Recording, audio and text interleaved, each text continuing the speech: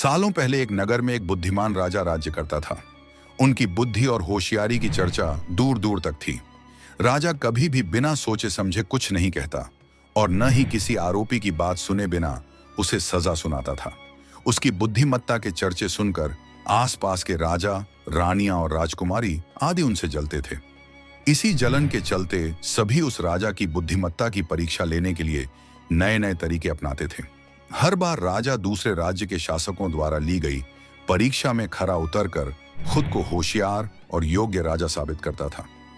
एक दिन राजा की परीक्षा लेने के लिए एक राजकुमारी आई। उसके हाथों में 2 फूलों की माला थी। दोनों माला में से एक असली फूल से बनी थी और दूसरी नकली से। उन दोनों मालाओं को देखकर उनका यह भेद बिल्कुल पता नहीं चल पाता था। इसी वजह से राजकुमारी ने राजा के सामने दोनों मालाएं रखकर पूछा, हे राजन, अगर आप बुद्धिमान हैं तो बताइए कि इनमें से कौन सी माला असली है।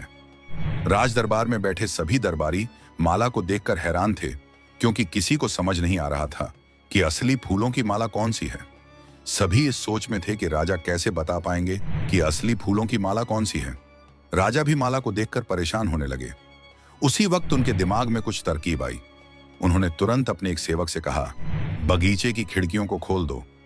सेवक ने बगीचे की खिड़की को जैसे ही खोला तो राजा ने देखा कि फूल में बैठी मधुमक्खियां खिड़कियों से राज दरबार में आ रही हैं। वो कुछ देर मधुमक्खियों को ही देखते रहे।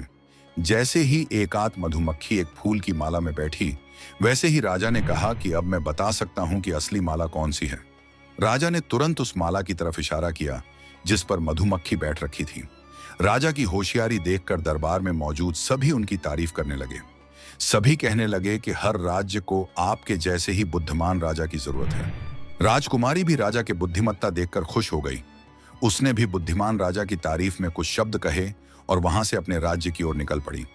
कहानी से हमें यह सीख मिलती है, अगर व्यक्ति अपनी बुद्धि का इस्तेमाल करे तो वो हर प्रश्न का सही जवाब तलाश सकता है और हर मुसीबत का हल भी निकाल लेता है।